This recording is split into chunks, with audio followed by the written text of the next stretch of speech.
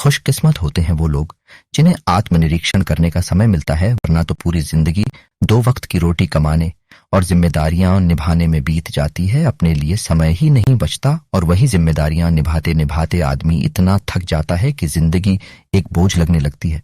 उसमें कुछ मजा नहीं रहता, कुछ उमंग, कुछ उत्साह, जोश, जिंदगी गायब हो जाता है। परंतु आदमी हमेशा से ऐसा नहीं होता। कभी तो वो बहुत जोशीला, उत्साह से भरा हुआ रहा होगा, परंतु अब ऐसा क्या हुआ कि वो जोश ठंडा पड़ गया, जिंदगी में कोई उमंग या उत्साह की किरण दिखाई नहीं पड़ती। ऐसा क्यों हुआ? आज के जिस बौद्धिक ज्ञान पर हम चर्चा करने वाले हैं उसका विषय यही रहने वाला है कि जीवन को जीने की नई शुरुआत कैसे की जाए। वही उत्साह, उमंग, वही जोश और वही नयापन फिर से कैसे वापस आए। ये मध्यकालीन समय की बात है। ये उस वक्त की बात है जब तथागत आत्मज्ञान को हासिल कर चुके थे। उनके असीम ज्ञान की चर्चा पूरे विश्व में फैलने लगी थी और तथागत की ये प्रसिद्धि देखकर शहर के बहुत से युवाओं में आत्मज्ञान हासिल करने की होड़ लग गई। आत्मज्ञान हासिल करने की इच्छा बहुत कम शिष्यों में थी, परंतु आत्मज्ञान का दिखावा करके सब में प्रसिद्ध होने की लालसा सभी के दिल में बसी हुई थी। जब भी तथागत के कोई युवा शिष्य आत्मज्ञान हासिल करने के लिए आता तो तथागत उसे कुछ दिनों के लिए भिक्षा मांगने और चुप रहने के लिए कहते। शुरुआत में तो हर शिष्य पूरा मन लगाकर भिक्षा मांगने का काम करता था, परंतु जैसे जैसे कुछ समय बीतता था उनकी भिक्षा मांगने में से रुचि खत्म होती चली जाती थी। अधिकतर युवा शिष्य अब किसी भी काम में रुचि नहीं दिखाते थे। एक दिन तथागत के एक प्रिय शिष्य ने तथागत को पूरे युवाओं का बता दिया और उस शिष्य ने तथागत से अनुरोध किया कि आप सभी के सामने कोई उपदेश दें ताकि उनकी हर काम में रुचि पहले की तरह बन जाए और वो आत्मज्ञान हासिल करने के मार्ग पर हमेशा हमेशा के लिए चलते रह सकें। उस शिष्य ने तथागत से हाथ जोड़कर कहा कि हे तथागत, एक आप ही हैं जो भटके हुए युवा शिष्यों को सही मार्ग दिखा सकते हैं। कृपया करके अपने पावन उपदेशों से हम सभी का मार्गदर्शन जरूर करें। बुद्ध शिष्य के सर पर हाथ फेरते हुए कहा कि भंते, आत्मज्ञान के मार्ग पर तो आदमी को खुद ही चलना पड़ता है।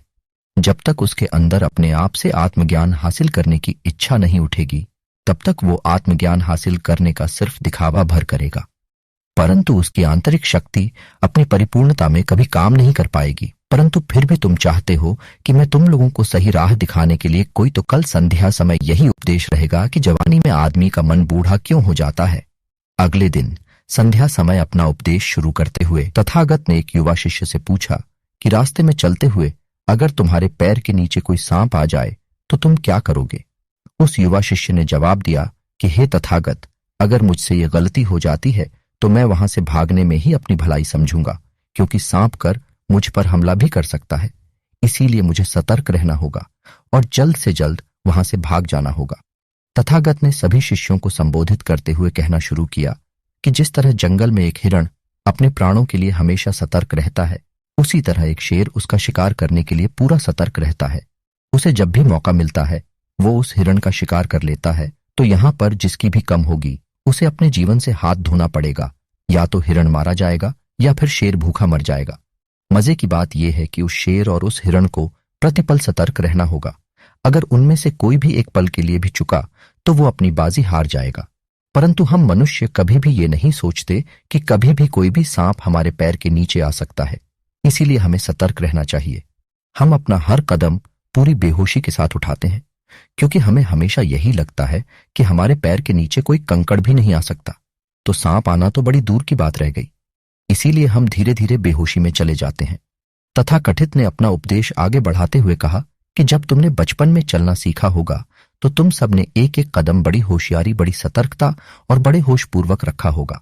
परंतु जैसे जैसे तुम चलने में माहिर हो गए वैसे वैसे चलने पे से ध्यान हटता चला गया और तुम बेहोशी में चले गए। अब जीवन में कोई भी कदम बढ़ाना तुम्हारे लिए सतर्कता नहीं रहा। अब साधारण चाल चलना तुम्हारे दिमाग के लिए एक आदत बन चुकी है और उस आदत को दोहराने के लिए आपको सतर्क रहने की कोई जरूरत नहीं पड़ती। इसीलिए आप धीरे धीरे बेहोशी में चले जाते हैं।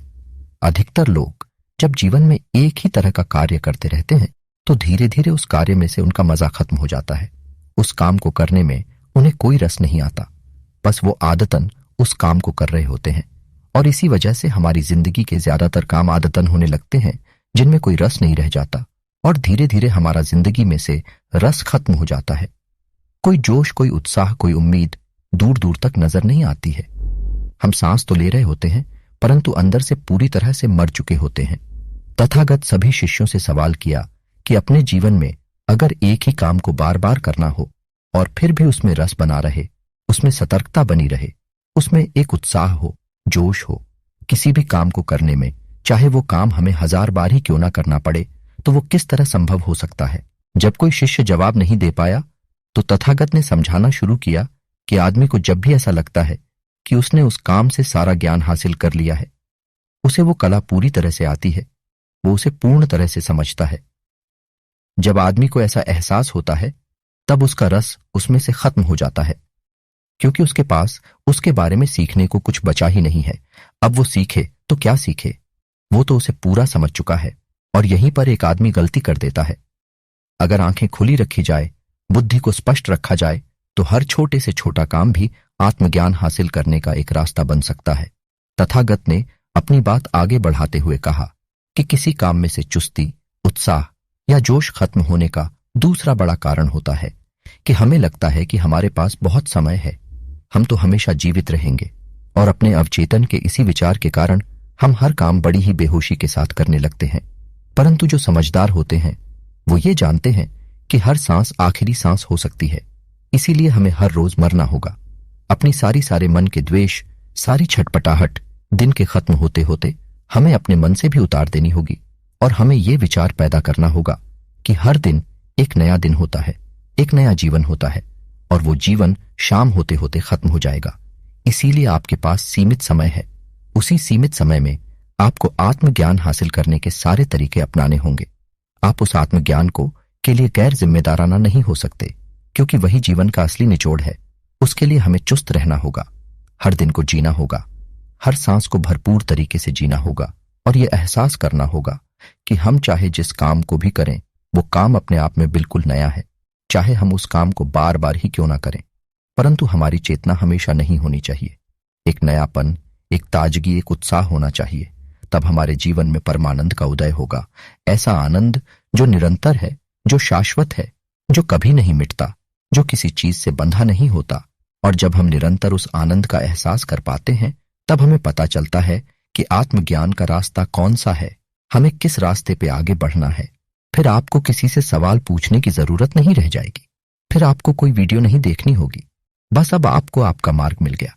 अब आप निरंतर 24 घंटे अपने आनंद में रह सकते हैं। किसी काम को करते हुए भी या खाली बैठे हुए भी आप निरंतर उस आनंद का एहसास कर पा रहे हैं। आपकी हर एक सांस आखिरी हो सकती है, इसीलिए आप अपनी हर सांस को जी रहे हो। आपकी चेतना में नवीनता है, उसमें ताजगी है। तथागत ने अपना उपदेश खत्म करते हुए सभी शिष्यों को कहा कि अभी हम सब रात्रि का भोजन करने के लिए जा रहे हैं। भोजन तो हम रोज करते हैं, परंतु आज से भोजन का हर टुकड़ा हम इस तरह महसूस करेंगे जैसे कि हम पहली बार उस टुकड़े को अपने मुंह में ले रहे हैं, और इससे आपकी चेतना नवीन होती जाएगी, नहीं होती जाएगी। हर काम में योग को अपनाओ और आप पाओगे कि आपके शरीर के बूढ़ा हो जाने पर भी आपकी चेतना एकदम नवीन है। आपकी आंखों में कोई थकावट नहीं है, बल्कि उसमें एक आश्चर्य, एक उत्साह बना हुआ है। इसके बाद तथागत और सभी शिष्य रात्रि का भोजन करने के लिए भोजन कक्ष में पहुंच जाते हैं। तो दोस्तों, कैसी लगी ये कहानी आपको कमेंट सेक्शन में जरूर बताना, और अच्छी लगी हो तो इस चैनल को सब्सक्राइब करके नोटिफिकेशन बेल को जरूर दबा देना, ताकि हम जब भी ज्ञानवर्धक वीडियो डालें तो आपको तुरंत नोटिफिकेशन पहुंच जाए। तो मिलते हैं किसी अगली कहानी में, तब तक के लिए अपना ख्याल रखें।